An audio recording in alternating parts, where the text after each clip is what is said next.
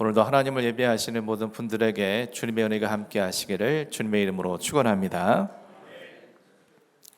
스데반의 순교로부터 시작된 예루살렘 교회와 성도들에 대한 큰 박해로 인해서 예루살렘에 있던 그리스도인들이 예루살렘을 떠나서 유대와 사마리아와 모든 땅으로 흩어졌습니다.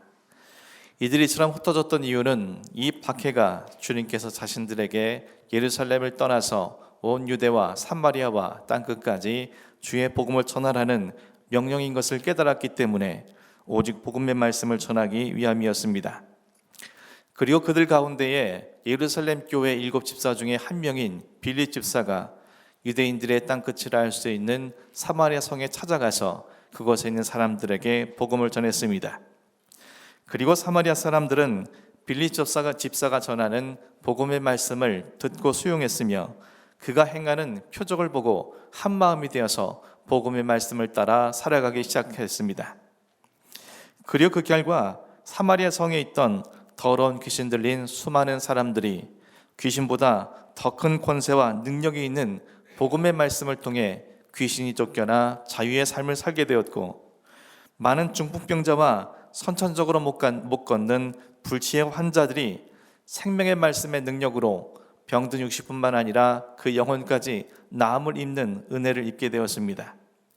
그래서 그들은 하나님을 예배하고 다른 사람들을 섬기는 봉사의 삶으로까지 이어지게 되었고, 그로 말미암아 사마리아 성에는 큰 기쁨이 샘솟듯이 흘러넘치게 되었습니다. 오늘 본문 9절에서 11절까지 말씀입니다. 그 성에 시몬이라 하는 사람이 전부터 있어 마술을 행하여 사마리아 백성을 놀라게 하며 자칭 큰 자라 하니 낮은 사람부터 높은 사람까지 다 따르며 이르되 이 사람은 크다 일컫는 하나님의 능력이라 하더라. 오랫동안 그 마술에 놀랐으므로 그들이 따르더니. 오늘 본문은 빌립 집사가 복음의 말씀을 전하던 때에 사마리아 성에 있던 시몬이라는 한 사람에게 초점을 맞추고 있습니다. 오늘 본문 속에서 시몬은 오랫동안 사마리아 성에서 마술을 행하는 자다라고 소개를 하고 있습니다. 그의 마술의 능력이 얼마나 큰지 백성들은 그의 마술을 보고 놀랐다고 본문은 전해주고 있습니다. 우리말로는 그저 놀란 것으로 비춰지지만 원어 성경을 보게 되면 이 단어가 정신을 잃고 두려움을 느낄 정도로 놀랐다는 의미를 나타내고 있습니다. 그는 그 정도로 놀라운 능력을 행사하는 그런 사람이었습니다. 그래서 그는 스스로가 큰 자라고 주장하였는데, 여기서 말하는 큰이라는 수식어는 오직 신적 존재에게만 붙이는 수식어로서 그는 자기 자신이 신과 같이 큰 자라고 주장하고 다녔던 겁니다. 이에 낮은 사람부터 높은 사람에 이르기까지 사람들은 그가 행하는 마술이 하나님의 능력처럼 큰 것이라 여기면서 그를 따르게 되었다고 본문은 전해주고 있습니다. 그런 그때에 빌립 집사가 그들에게 복음을 전하게 된 것입니다. 오늘 본문 12절 말씀입니다. 빌립이 하나님 나라와 민 예수 그리스도의 이름에 관하여 전도함을 그들이 믿고 남녀가다 세례를 받으니. 빌립 집사는 하나님의 나라와 예수 그리스도의 구원의 복음을 그들에게 전했습니다. 그래서 그 과정 속에서 그들은 예수 그리스도를 영접하고 믿을 뿐만 아니라 세례를 받았다고 본문은 전해줍니다.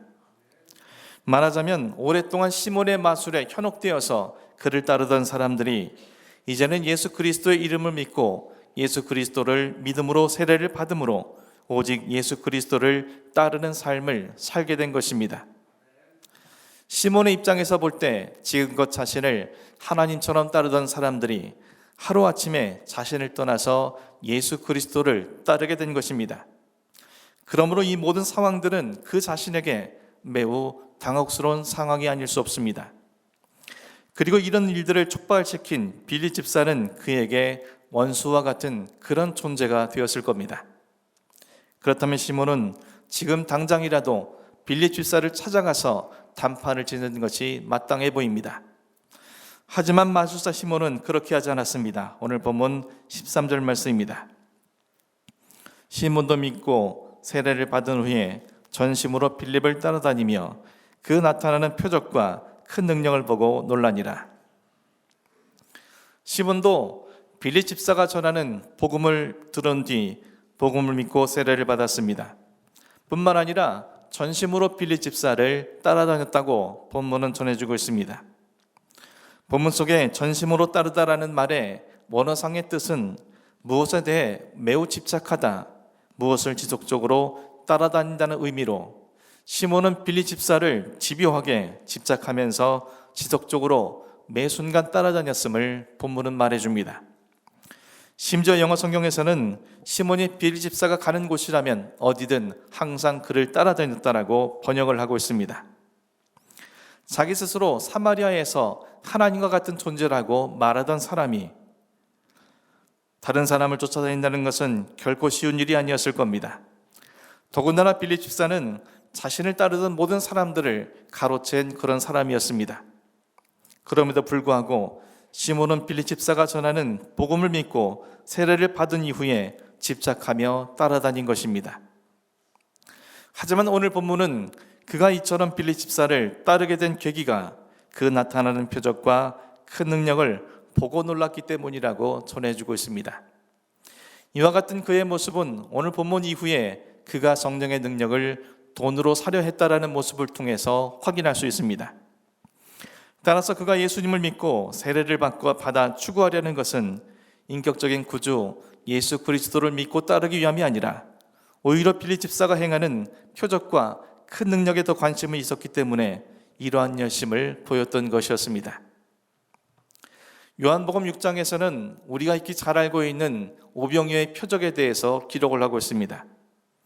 예수님께서 베세다 벌판에서 큰 무리에게 말씀을 가르치셨습니다. 날이 저물자 예수님께서는 안드레가 아이에게서 얻어온 보리떡 5개와 물고기 2마리를 축사하신 이후에 사람들에게 떼어주게 하셨습니다. 남자 장정만 5,000명, 그곳에 있는 어린아이와 여자를 포함하면 적어도 15,000명이나 되는 사람들에게 그 떡과 고기를 나눠주게 하셨습니다. 그리고 그들이 배불리 먹었고 12바구니가 남았다고 성경은 기록을 합니다. 그때 일어난 일에 대해서 요한복음 6장 14절과 15절이 이렇게 증언합니다. 그 사람들이 예수께서 행하신 이 표적을 보고 말하되 이는 참으로 세상에 오실 그 선지자라 하더라. 그러므로 예수께서 그들이 와서 자기를 억지로 붙들어 임금으로 삼으려는 줄 아시고 다시 혼자 산으로 떠나가시니라.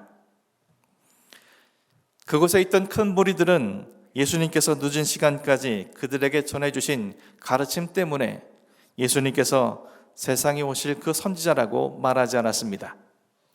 예수님께서 행하신 오병이어의 표적을 그들이 경험한 이후에야 예수님께서는 자신들을 위해 오실 메시아라고 그들은 확신하게 되었습니다.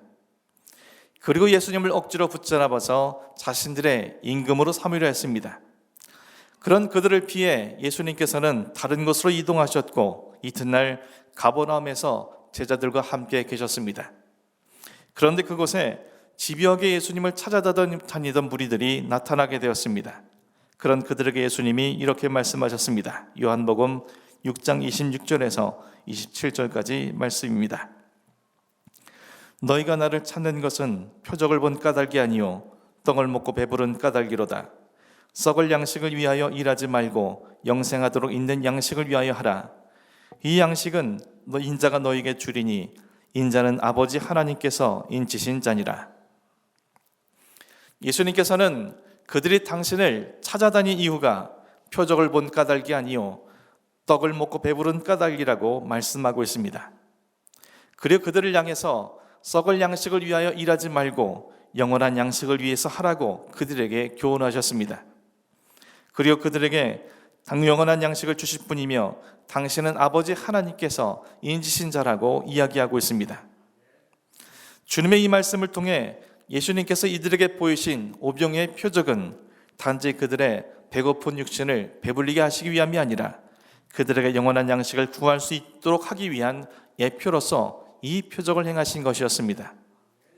썩어질 양식을 위하여 일하고 썩어진 양식을 먹고 배부른 자들은 일평생 썩어질 인생으로 끝날 수밖에 없기에 주님은 그런 그들에게 참된 생명의 양식을 구할 수 있도록 그들에게 이와 같이 역사하신 것이었습니다.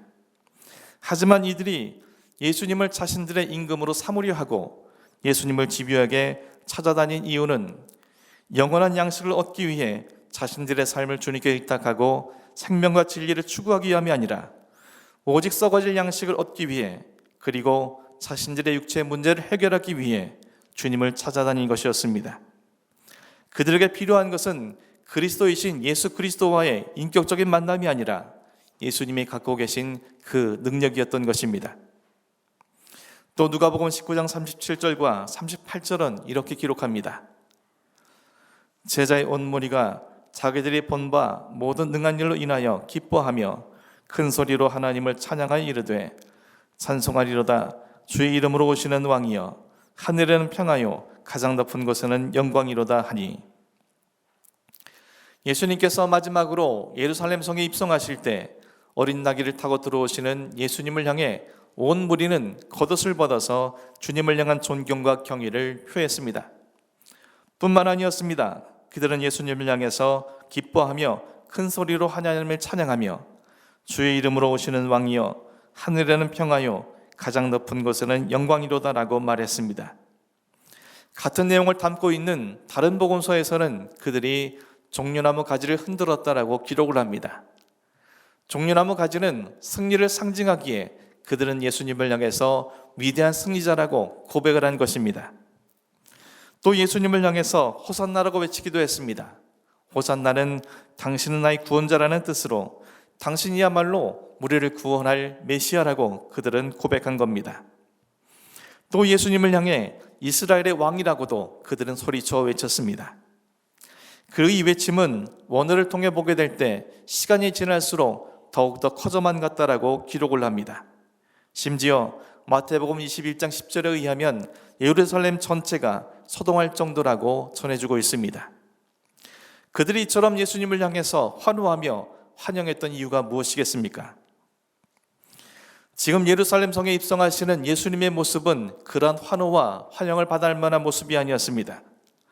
이미 장성한 성인의 몸으로 어린 낙이 새끼 위에 불편하게 걸쳐지듯 앉아 계셨을 것이고, 예수님의 행색은 갈릴리 빈민의 출신답게 몰골이 남루한 옷차림이었을 것이며 그 뒤를 따르는 12제자 또한 같았을 겁니다.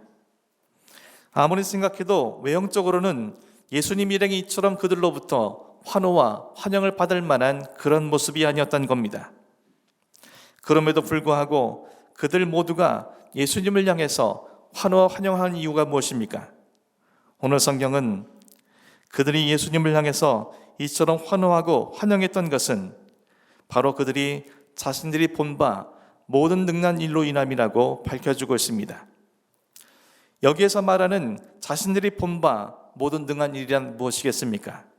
같은 내용을 담고 있는 요한복음 12장 17절 18절 이렇게 증언합니다.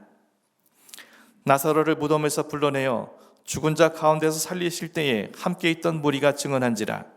이에 무리가 예수를 맞음은 이 표적 행하심을 들었음이로라. 죽은 지 나흘이나 되는 나사로를 죽음으로부터 살려내신 현장에는 많은 유대인들이 있었습니다. 그 놀라운 사건을 직접 목격한 유대인들은 자신들이 본 것을 온 사방에 전하기 시작했고 온 이스라엘이 그 소식을 듣게 되었습니다. 그리고 오늘 이 구절 속의 무리들은 이를 직접 목격하거나 그 소식을 들은 사람들이었습니다. 그래서 그들은 예수님을 향해서 그토록 열광한 것이었습니다. 그들이 예수님을 그토록 환영했던 것은 예수님께서 길이요 진리요 생명이시기 때문이 아니라 바로 죽은 자도 살려낼 수 있는 그 능력을 갖고 계신 분이기 때문이었습니다. 예수님이 갖고 계신 초자연적인 능력이 자신들의 모든 바램을 이루어질 것이라는 확신이 이처럼 예수님이 갖고 계신 외형적인 모습임에도 불구하고 그들은 환호를 했던 것이며, 결국 그들의 환호는 욕망과 본능과 이기심에서 비롯되어진 환호였던 것입니다. 한마디로 그들은 예수님의 진실된 본 모습을 보고 환호한 것이 아니라 자신들의 욕망과 이기심으로 만들어낸 헛된 예수님의 모습을 보고 환호했던 것입니다. 결국 불과 닷새 후에 자신들의 욕망을 채워줄 것이라는 자신들의 기대에 예수님께서 전혀 부응하시지 않자 이번에는 예수님을 십자가에 못 박으라고 그들은 목이 터져라고 외쳐대고 말았던 것입니다. 사랑하는 성도 여러분, 우리도 시몬과 같이 복음을 믿고 세례를 받은 사람들 아닙니까? 그리고 전심으로 주님을 따르기 위해서 열심히 살아온 우리들 아닙니까? 우리나라 성도님들처럼 열심히 신앙생활하는 사람들은 세계 속에서 찾아보기 힘듭니다. 주일에만 새벽 기도회, 주일 오전 예배, 주일 오후 예배, 그 이외의 다수의 모임에 참석하고 어떤 분들은 예배에 참석할 뿐만 아니라 한두 개 이상의 봉사도 감당하기도 합니다. 또 주중에도 매일 새벽 기도회, 수요 예배, 금요 심야 기도회, 성경 공부와 각종 사역에도 헌신하고 있습니다. 한국교회 성도들의 이와 같은 열심과 열정은 참으로 귀하고 아름다운 것이 아닐 수 없습니다. 하지만 그 이유가 무엇입니까? 왜 이처럼 전심으로 온 힘을 다해 열심으로 신앙생활을 하는 것입니까? 열정적인 믿음과 열심에 대해 신앙생활하는 것을 폄하하려는 것이 아니라 다만 그 믿음과 열심이 시몬과 같아서는 안 된다는 사실을 우리가 반드시 인지해야 할 것이기 때문입니다. 단지 표적과 큰 능력만을 구하려는 시몬의 잘못된 동기에서 비롯된 믿음과 열심에 대해 사도 베드로가 이렇게 말했습니다. 사도행전 8장 21절 23절 말씀입니다. 하나님 앞에서 내 마음이 바르지 못하니 이 도에는 내가 관계도 없고 분깃될 것도 없느니라. 내가 보니 너는 악독이 가득하며 불의에 매인 바 되었도다. 사랑하는 성도 여러분, 우리 믿음과 우리 열심이 단지 하나님의 행하실 표적과 큰 능력으로 인함이 아니기를 주님의 이름으로 간절히 축원합니다. 단지 썩어질 육신을 배불리게 하기 위해서 주님의 능력을 이용하여서 나의 계획을 이루려는 이기심과 욕심과 욕망에서 비롯되어진 믿음과 열심이 아니기를 주님의 이름으로 간절히 축원합니다. 오직 하나님께서 내게 베푸신 그 은혜가 너무나 깊고 나를 향하신 그 사랑이 너무나 한량없어서 주님을 위해 살지